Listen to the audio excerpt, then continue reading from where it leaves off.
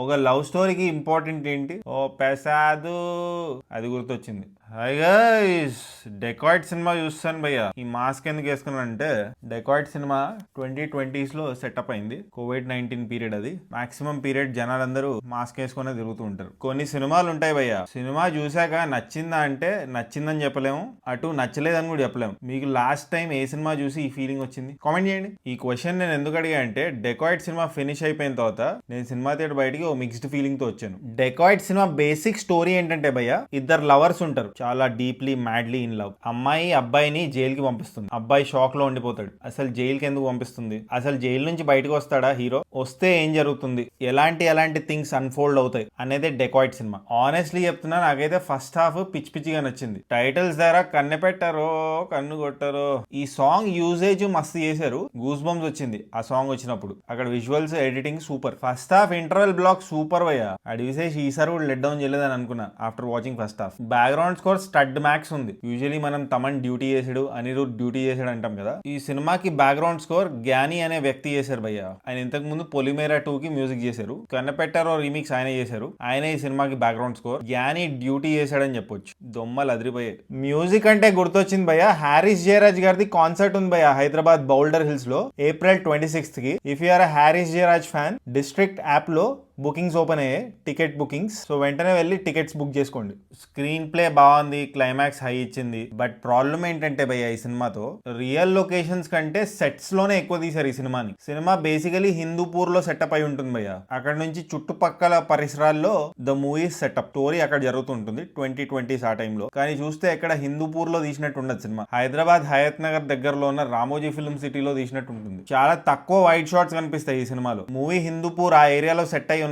Characters మాత్రం unimaginable stuff చేస్తుంటారు భయ్య. నా ఉద్దేశంలో దిస్ ఫిల్మ్ రిక్వైర్డ్ అతి grounded rooted approach. And Dacoit ఒక proper love story. End card దగ్గర ఒక ప్రేమ కథ అని పడుతుంది, కానీ సినిమా టైటిల్ కి ఈ కథకి అసలు మ్యాచింగ్ లేదు. సరే, టైటిల్ మ్యాచింగ్ లేదు, but the bigger problem is ఈ twist, action blocks, mass moments చక్కర్లో లవ్ స్టోరీ సైడ్ ట్రాక్ అయిపోయిందని చెప్పను, కానీ లవ్ స్టోరీ అఫెక్ట్ అయిందని మాత్రం చెప్తాను. గ్రౌండెడ్, రూటెడ్ అండ్ అర్థి ఉండాల్సింది అప్రోచ్ అని ఎందుకన్నానంటే, సినిమా హిందూపూర్ లో సెటప్ అయి ఉంది కదా, కానీ క్యారెక్టర్స్ మాత్రం హాలీవుడ్ స్టైల్లో బిహేవ్ చేస్తుంటారు. వాళ్ళ లుక్స్ అవన్నీ టూ మచ్ పాలిష్డ్ గా ఉన్నాయి. ఒక లవ్ స్టోరీ మూవీ తీస్తున్నారంటే what is the most important ingredient? మంచి సాంగ్స్ కాకపోయినా ఒక్కటంటే ఒక్క మంచి సాంగ్ కూడా లేదు భయ్య ఈ సినిమాలో. మంచి లవ్ సాంగ్ పాడుంటే మ్యాటర్ వేరేలా ఉండేది. అన్ఫార్చునేట్లీ ఈ సినిమాకి భీమ్స్ మంచి సాంగ్స్ ఇవ్వలేదు భయ్య. ఈ సినిమాకి బిగ్గెస్ట్ విలన్ ఎవరంటే భీమ్స్. సారీ అన్నయ్య, చెడగొట్టేశాడు అన్నయ్య. ఆయన చాలా చాట్ బస్టర్స్ ఇచ్చాడు, కన్సిస్టెంట్లీ హిట్ ఆల్బమ్స్ తో వచ్చాడు. బట్ ఈ సినిమాలో songs are big let down. ఒక సాంగ్ ఉంటుంది భయ్య, దాన్ని బ్యాక్గ్రౌండ్ స్కోర్ లాగా వాడారు క్లైమాక్స్ అక్కడిక్కడ. నాకైతే ఓ శశిరేఖ, ఓ పెసాదు అది గుర్తొచ్చింది. ఫీల్ రావాల్సిన చోట సినిమా ఫాల్ అయిపోయింది. వరసగా ప్రాస. ఈ సినిమాలో కూడా కొన్ని ప్రాసలు అలానే ఉంటాయి. సింగర్ జోనితా గాంధీది ఒక స్పెషల్ సాంగ్ ఉంది భయ్య ఈ సినిమాలో. జోనితా గాంధీ దాంట్లో ఐటమ్ గర్ల్. ఎంత ఆక్వర్డ్ గా ఉందంటే ఆమె డాన్స్, ఇంకా అడవిశేష్ గారి dance. I felt Jonita Gandhi garu she looked very uncomfortable. Nithiin garu ఒక సినిమా ఉంటుంది, ఆ సినిమాలో గుట్టా జ్వాలా గారు ఒక స్పెషల్ సాంగ్ చేశారు భయ్య. She looked very uncomfortable. మళ్ళీ చాలా రోజుల తర్వాత ఈ ఫీలింగ్ కలిగింది నాకు డెకాయిట్ సినిమాలో ఈ సాంగ్ చూస్తుంటే. అండ్ ఆ సాంగ్ కూడా వినడానికి వర్స్ట్ గా ఉంది. అండ్ ప్లేస్మెంట్ చూసుకుంటే అసలు ఎందుకు వచ్చింది ఇది, ఇప్పుడు దాకా బానే ఉంది కదా, మంచి హై ఇచ్చారు, అవసరం అయింది అని అనిపించింది. మృణాల్ అండ్ అడ్విశేష్ మధ్యలో కెమిస్ట్రీ ఇస్ డీసెంట్ భయ్య. క్లైమాక్స్ ఒక మంచి ఎమోషనల్ హై ఇస్తుంది, కానీ స్టార్టింగ్ లో వాళ్ళ లవ్ స్టోరీ చూపించినప్పుడు వాళ్ళ ఫిజికల్ ఇంటిమేసీ ఏది? ఒక ప్రాపర్ కంటెంపరీ లవ్ స్టోరీ చేస్తే ప్లీజ్ గో ఆల్ అవుట్. ఓ కిస్ ఉంది, కానీ ఫిజికల్ ఇంటిమేసీ చూపిస్తే వేరే లెవెల్ ఉంటుంది ఆ love story. And at the end impact కూడా వేరే లెవెల్ ఉంటుంది. ఓకే, యూబైఏ సెన్సార్ సర్టిఫికేట్ కోసం కొంచెం కాంప్రమైజ్ అవ్వాల్సి వస్తుంది, బట్ ఏమో కొన్ని బ్యారియర్స్ ని బ్రేక్ చేసి మనం నెక్స్ట్ లెవెల్ లవ్ స్టోరీస్ తీయాలి భయ్య. దానికి ఫిజికల్ ఇంటిమేసీ చూపించడం చాలా ఇంపార్టెంట్. అట్లీస్ట్ అడ్విశేష్ లాంటి రైటర్స్ ఇంకా ఫిల్మ్ మేకర్స్ దగ్గర నుంచి ఆ బ్యారియర్స్ ని బ్రేక్ చేసే ట్రైట్ ని ఎక్స్పెక్ట్ చేస్తున్నాను. అండ్ ఫ్రాంక్లీ అడ్విశేష్ గారు looked too posh for this character. Caste angle కూడా ఉంటుంది భయ్య దీంట్లో. But frankly what I felt is, ఒక బాయ్ నెక్స్ట్ డోర్ ఉన్న యాక్టర్ ని కాస్ట్ చేస్తుంటే బాగుండేది.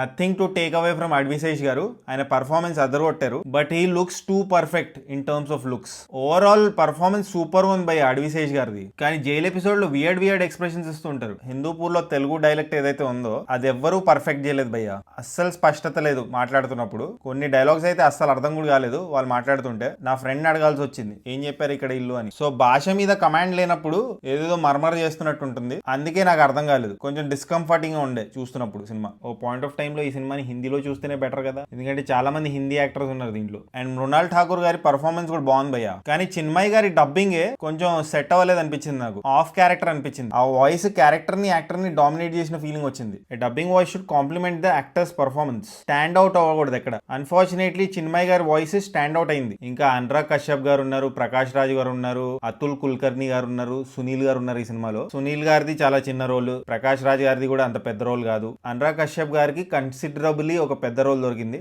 వేరే వాళ్ళతో కంపేర్ చేస్తే. బట్ స్టాండ్ అవుట్ అయ్యే పర్ఫార్మెన్స్ అయితే కాదు. But I have to mention Prakash Raj గారిది ఒక సీన్ ఉంటుంది భయ్య. ఆరా ఫార్మింగ్ చేస్తారు ఆయన. ఏం లేదు, జస్ట్ వాళ్ళ అసిస్టెంట్ ని సిగరెట్ బాక్స్ ఇవ్వమంటారు. సిగరెట్ డబ్బాలోంచి సిగరెట్ తీస్తారు, లైటర్ తో సిగరెట్ వెలిగిస్తారు.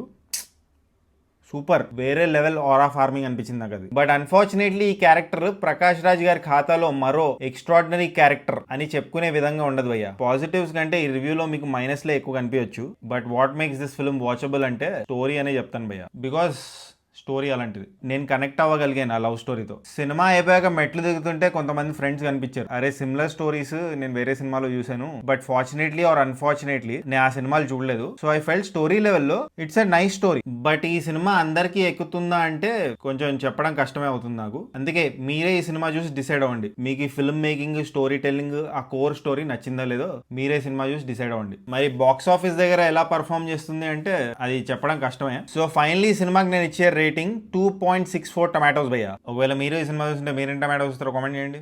LIK love insurance company cinema చూస్తాను, అది కూడా ఈ రోజు రిలీజ్ అయింది. చూసి అది ఎలా ఉందో దాని రివ్యూ కూడా పెడతాను. సో సబ్స్క్రైబ్ చేసుకోవచ్చు కదా. పుచ్చు పుచ్చు.